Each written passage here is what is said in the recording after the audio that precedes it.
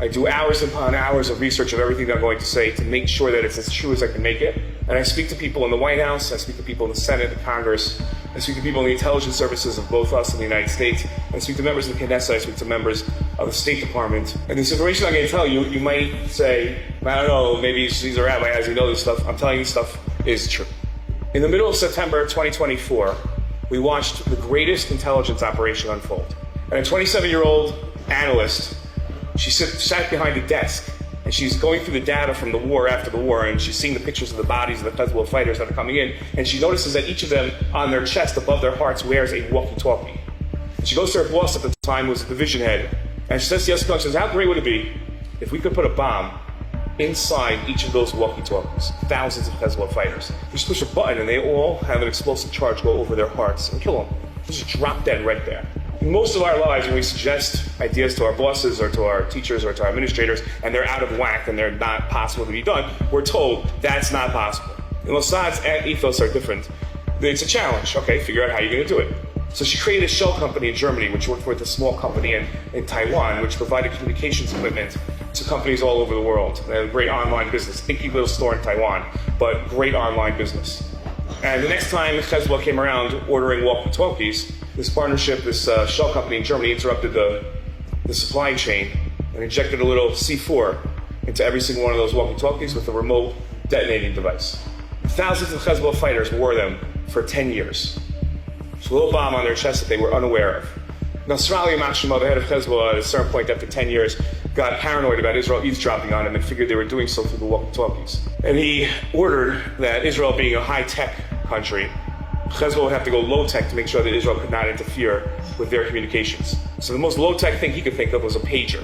No one had seen a pager for 15 years. You cannot go online and buy 20 pagers. You can't find them on eBay. Nobody has 20 pagers, let alone 5,000. Eavesdropping on this conversation, the Mossad agent, now 15 years later, tells her shell companies, we got to restock pagers, which is the equivalent today of saying we should restock rotary phones. You're like, that's crazy. Who in the world is going to buy this? So we got to have thousands available. 3 days later, the bet paid off. A request comes in for 5,000 pagers. We're all too happy to supply those pagers with a little C4 and a detonating device inside of them. And Hezbollah fighters are walking around on their waist with these pagers. After October 7th, Nasrallah sees what Yahya Sinwar Yamashimo was doing with his communications, and he had switched to no digital communications to make sure that Israel could not eavesdrop and was passing messages through the tunnels. And Nasrallah says, that's what we have to do. We have to do that. Nasrallah orders in 3 days' time for everybody to take their pagers, put them up in the closet next to the walkie-talkies, and they're going to go through handheld communications. Israel hears this and comes to Prime Minister Netanyahu and says, listen, you don't have to blow them all up, but if you don't do it now, it's never going to happen. They're never going to have these pagers. This is our only opportunity. It's use it or lose it time. Prime Minister Netanyahu orders on a Tuesday at 2:30 p.m. One page goes out to all the members of Hezbollah that have these pagers. It's over 5,000 people. Hold the pager up against like as close as possible to your eyes. Push 2 buttons simultaneously, and the classified message will appear. The reason Israel was doing that was to get it as close as possible to their brains. Not everybody, if you remember the famous video of the bomb that went off in the grocery store, not everybody answered the page. Israel blew up all the pagers. Only 42 people were killed by them, but over 3,000 fighters were taken off the battlefield that day, injured beyond the ability to fight ever again. How many Israeli soldiers were in operation on that battle? 0. The next day, you got to imagine that night, as one intelligence officer told me, he said, it's not that nobody else has ever done something like that before, it's that it's beyond the imagination of any intelligence service to even put something like that into play. They come back the next day to the Mossad headquarters. When they turn on the live stream from their drones and of the Lebanese news and see at the funerals that Nasrallah has ordered the remaining fighters to put the walkie-talkies on so that he could communicate with them, you got to imagine that was the Hava Nagila moment where they all start dancing and looking for the old detonator. And they blew it up. And 25 more fighters died on the spot. I was watching the funerals and saw the bombs going off and wondering to myself, who in the world is blowing up Hezbollah funerals? It was us. Tuesday afternoon, the first wave goes. Wednesday afternoon, the second wave goes. Thursday was the greatest of the days, because Thursday, Nasrallah ordered that the 20 remaining commanders, high-ranking people within the Hezbollah organization, do not use any form of technology, but rather get together in person at a certain apartment. 3 F-15s took off from Ramat David Air Force Base and planted 3 missiles straight through a window into their meeting and took out the 20 commanders. Tuesday, Wednesday, Thursday, Hezbollah is no longer a threat to the state of Israel, to the Jewish people. How many soldiers did we lose? Out of the pages of Tanakh, 0. Now that Hezbollah is gone, attention focuses on Syria.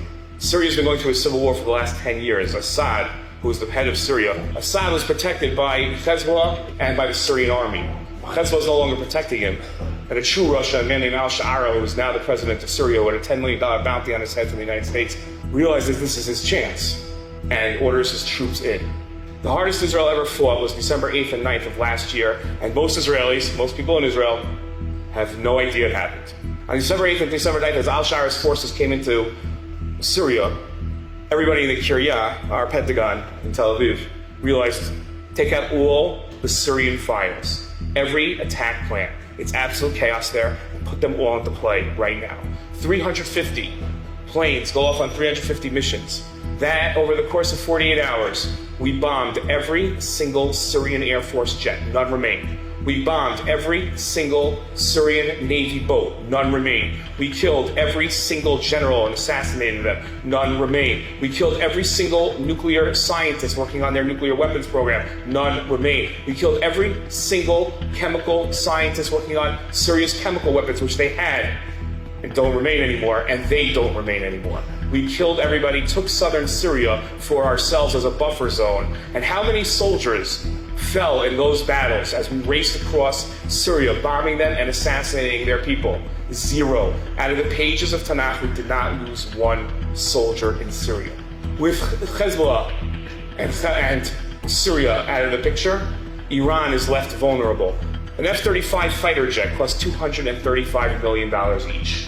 And for every hour that it's in the air, it requires 8 hours of maintenance. The United States Air Force, at any given time, its planes are in 51% readiness. That means they need double the amount of planes to fight a war, because 50% of the planes are always under maintenance. That's acceptable numbers for mechanical engineering for airplanes. That's how it works. When Prime Minister Netanyahu plans the attack on Iran, he's going to fly 200 planes, 4 hours, 2,000 kilometers to Iran, and then 2,000 back, another 4 hours. An hour over the air avoiding anti-aircraft fire. The stress on the airplane is tremendous. Stress on the pilot is tremendous. And the acceptable losses are 8 planes on every round of fighting. 8 planes will suffer mechanical failures. Just imagine how many times you've been on a passenger jet, which is a lot less complicated of an airplane, and the pilot announces, I'm sorry, we have like a 20, 30-minute delay. Something on the plane broke. You need to bring a mechanic out to fix it. For an F-35, 8 drop out of the plane on every round. Means we lose 8 pilots. 192 planes come back, 100 require more maintenance. Only 90 go back. Of the 90, another 8 drop. Over the course of 10 days, we're looking at 60 dead pilots, 60 lost planes, and about half the planes at any given time back on the runway for maintenance, some of them not being able to take off ever again. We suffered no losses. We didn't even have a plane that required significant maintenance. The way a mechanical engineer explained this to me is that it's impossible, except that it happened. The American ambassador told me they still can't file reports. They don't know how to explain this. It's impossible for this to have happened. Impossible. We're not talking about it's unlikely. We're not talking about the odds are against it. We're talking about the manufacturer would tell you it's impossible. Today, the United States Air Force is rethinking its entire approach to how to fight wars and how to get 90% of its planes in the air every single time, just as we have. While we're doing this over Iran, we have 2 more operations going on. Operation Narnia and Operation Red Wedding, which kills all the scientists and all the generals in Iran. Nobody even knows this happened. We had soldiers everywhere. We had a base in Iran for years producing drones. In Iran, we had soldiers. It's amazing to think about how we did this. How many soldiers did we lose in the attacks on Iran? 0. The news put out a story, the Israeli news, because it's censored, that most of the missiles that came in from Iran were blown up by Iron Dome, by David Sling, or by Arrow. It's not true. They landed. And they landed hard. Our office, Nefesh B'Nefesh, we had a missile land across the street from us in Tel Aviv. Our office was out of commission for 2 months and needed 2 months worth of renovations. That's how hard these missiles hit. A missile hit a 30-story building in Tel Aviv where American military personnel stay. Half the building came down. Not one person went to the hospital. American engineers from the State Department went out the next day to look at it and said it's impossible. Soroka Hospital. The director of Soroka Hospital looked at one of its 8 buildings and saw it and said, if the missile hits this building, I don't know why he wasn't concerned about all the others, this will be bad. Empty the building. The next day it took a direct hit. Nobody was hurt. not killed, nobody was hurt, because nobody was in the building. In Yerushalayim, this is going to scare some people, we have a funeral home called Shamgar. Shamgar also stores dead bodies. Shamgar was ordered by the Israeli government on Friday morning after the Thursday night attacks to order extra freezers for tens of thousands of bodies from Jerusalem. The American government told me the expected losses on the Iran attack back at us, listen, between 80 and 100,000 Israelis dead. 80 to 100,000. That's a lot of us. The Iran war, on the attack back against us, we lost less than 40 people. Can't explain that. February 20th, 2025, everybody knows what happened that day? That day, we should be saying Hallel, probably not based on the English date, but on the Hebrew date. So 9 o'clock that night, when 3 buses blew up in a parking lot in Bat Yam, and a woman found a bomb under her seat in another bus, and all the buses in Israel were told to pull over, and one more bomb was found. When you build a bomb, you gotta be really careful, because you make a mistake, and that's the end of you. The plan, 5 buses would blow up in downtown Tel Aviv, and they would kill 1,000 Jews, injure thousands more. Can you imagine another October 7th? But they made a mistake, an inexplainable mistake. Make it once, I can understand, but they made it 5 times in a row. And they set the bombs for instead of 9 a.m. for 9 p.m. So when they blew up, nobody was injured. Inexplainable. The last story I'm going to share with you, that they found Sinwar's plans. Yahya Sinwar was the head of Hamas, and they found his plans. And the plans were for the October 7th attack not to be on October 7th, but to be a coordinated attack. And listen very carefully to this. The coordinated attack was supposed to be Hamas doing what it did, Hezbollah firing 50 to 100,000 rockets at northern Israel, coming across the border, and Iran firing its ballistic missiles at us. Palestinians in Yehuda Shomron would have rebelled, would have gone town to town murdering. We would have had, at best, millions of dead Jews, and still had our country. That's best case scenario. Expected scenario from that plan is there's no state of Israel, there's millions of dead Jews, and millions of Jews being held hostage. What happens after that? Our nightmares can't fathom. For reasons we'll never know, Sinwar jumped the gun and went early without telling Hezbollah and Iran. And what should have been the end of us turned out to be an amazing Yeshua, an amazing salvation.